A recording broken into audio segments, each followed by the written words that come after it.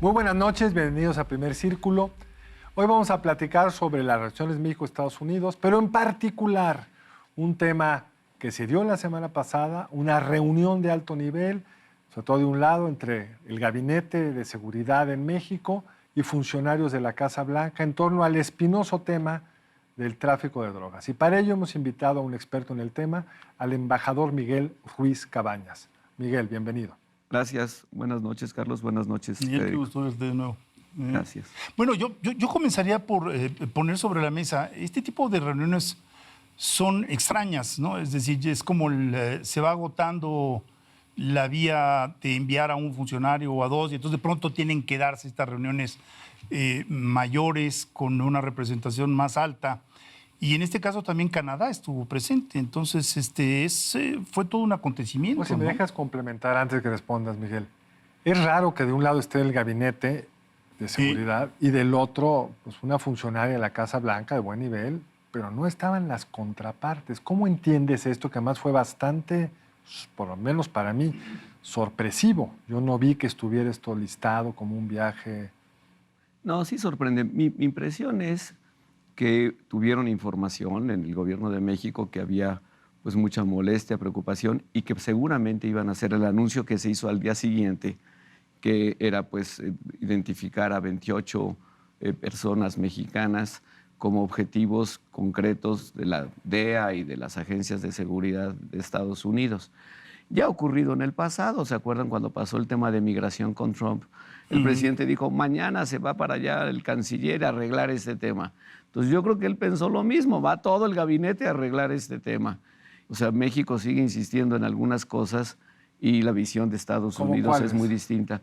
O sea, no son, digamos, no, ahora sí que un laboratorio de fentanilo no es una refinería, no es un cocinas en un patio, juntas unos botes, llegan los ingredientes, que eso sí vienen de China y vienen de la India, los combinan y producen pastillas. Es algo muy sencillo en realidad, pero sí existen y sí se producen las pastillas en México y se envían a Estados Unidos.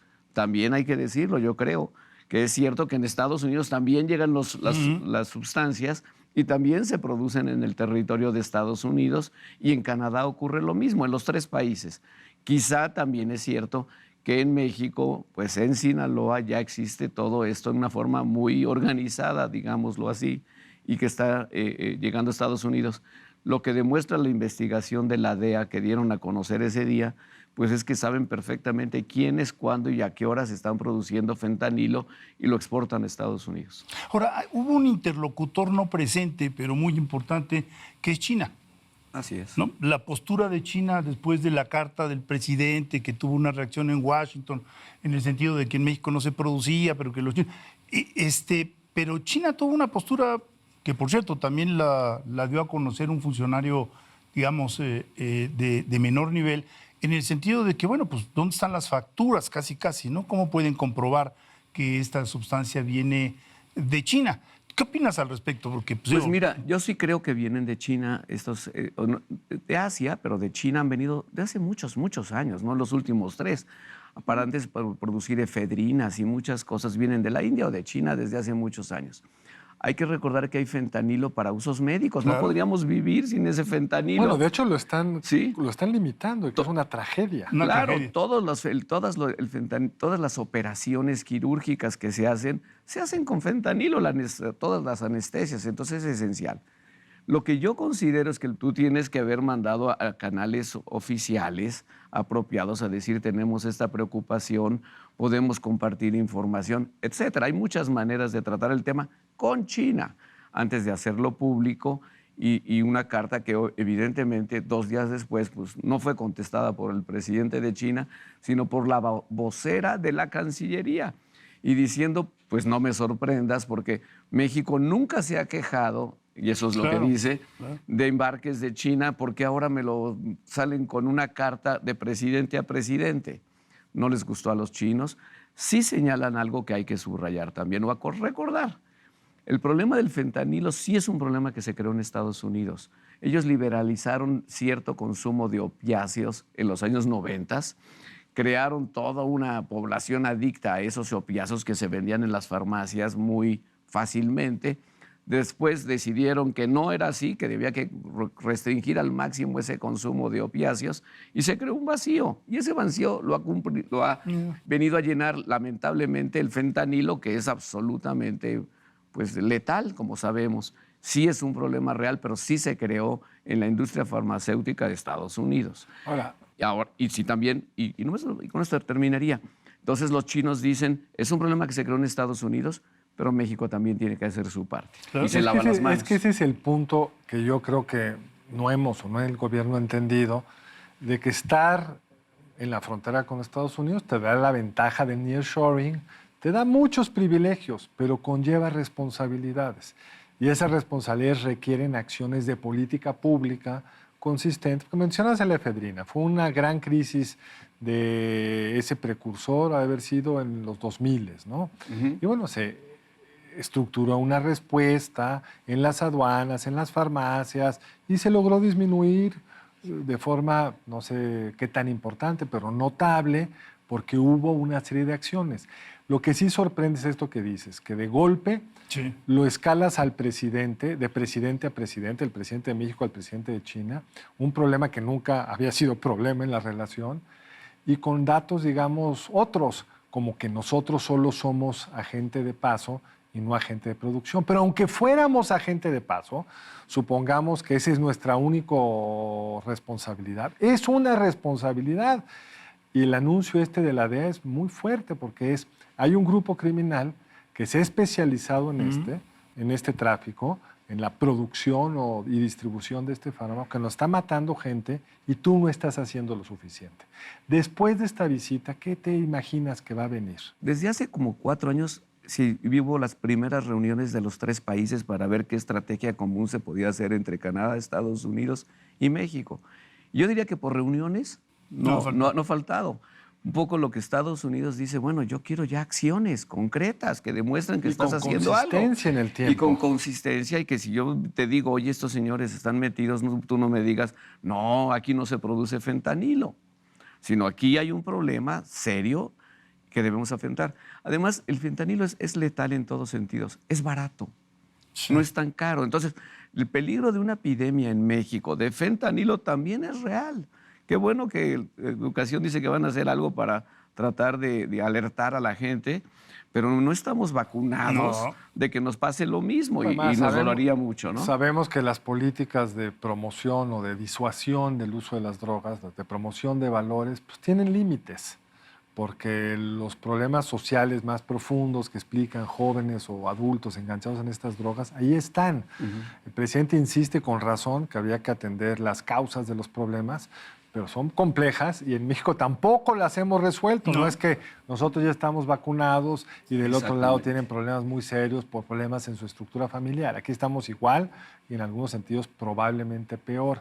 Entonces, el reto para la relación con Estados Unidos es muy complicada porque por el otro lado hay muchas avenidas de cooperación que están funcionando y que además seguramente se van a profundizar.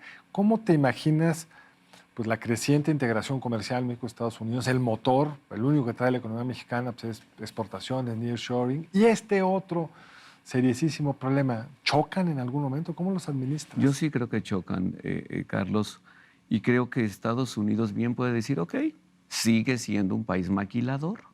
Las inversiones sustantivas importantes vamos a tratar de que se hagan en Canadá o en algunos otros países asiáticos. Quien se está llevando hoy el nearshoring, no es near, pero sí es shoring, es Vietnam. Es friendshoring. Es friendshoring, es Vietnam, ¿sí? Entonces, podríamos nosotros acabar diciendo, pues esta fue la fiesta que no fue, porque precisamente Estados Unidos y yo, o sea, hay que verlo toda la, digamos, la integralidad de la relación, puede decir, pues no confío en ti. Entonces, ya vivimos este enfrentamiento de drogas México-Estados Unidos en los 80s, no sé si recuerdan, con Jesse Helms y todas las cosas que ocurrieron a finales del gobierno de Miguel de la Madrid. No, es un callejón sin salida que no nos lleva a nada, a ninguno de los dos países. Y lamentablemente creo que la DEA, y también quiero decirlo, ha cometido algunos excesos muy marcados, que lo que hacen es que las agencias mexicanas pues tengan menos confianza.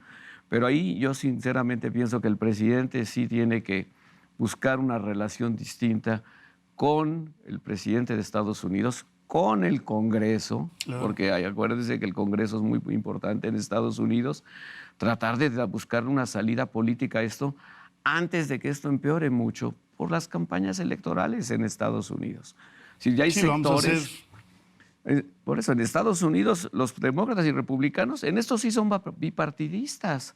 Y yo creo que nosotros, francamente, no estamos haciendo nuestra labor en el Congreso, porque quizá el presidente considera que el Congreso en esto no importa, que es nada más entre los dos gobiernos. Y hay un agravante que no hemos mencionado. En el momento mismo en que la Secretaría de la Marina se encarga de la administración de los puertos y sabemos que la mayoría del fentanilo entra por Manzanillo, yo creo que la exigencia en ese sentido es más directa, que si hubiera un administrador, digamos, de tipo de corte de servicio público, ¿no? Que pues, puedes correr, pero ¿qué ocurre cuando...? Es lo malo de exponer a las Fuerzas Armadas directamente a este tipo de tareas que son eminentemente civiles. Pero además, donde puede acabar chocando esto, recordando los 80s, es que te amenacen con cerrar la frontera, que fue parte de lo que entonces sucedió. ¿Ocurrió? Sí ocurrió. Y en ese entonces, pues eran economías integradas, pero muchísimo menos que ahora. El impacto para las dos economías hoy sería terrorífico, pero por el otro lado está toda esta presión política de los legisladores y algunos gobernadores que Biden tiene que acomodar de cara a la elección del 24. Por supuesto. Entonces, ¿qué habría que hacer? Cuando es una salida política, ¿qué significa eso? Yo te diría, esta es una labor eminentemente, aquí sí presidencial, pero no hacerla pública. Lo que tienes es que tener un buen diálogo entre presidentes.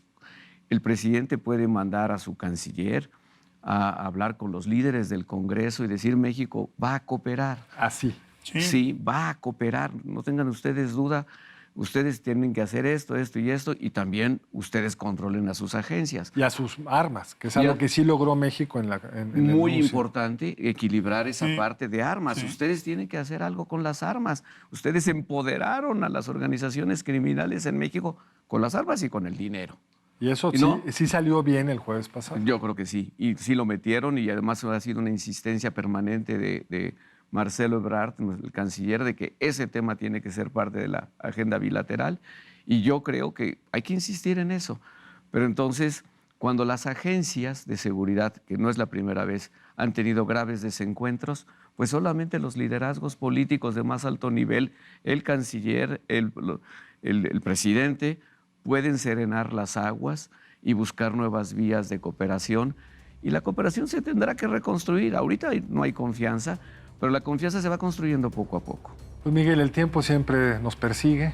Muchísimas gracias por estar con nosotros y nos veremos en alguna otra ocasión para darle seguimiento a esto. Muchas gracias. Gracias, Carlos. Gracias, Miguel, Federico. Mil gracias por estar aquí. Encantado de estar con ustedes. Nos vemos la próxima aquí en Primer Círculo.